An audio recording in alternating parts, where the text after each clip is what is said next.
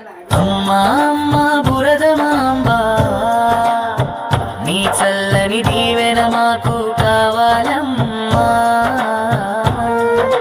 మనసు మురికి నీ కడిగి వెలిగించాలమ్మా. మాతృమూర్తివై కరుణ చూపాలమ్మా. మాతృమూర్తివై కరుణ చూపాలమ్మా. కలుషిత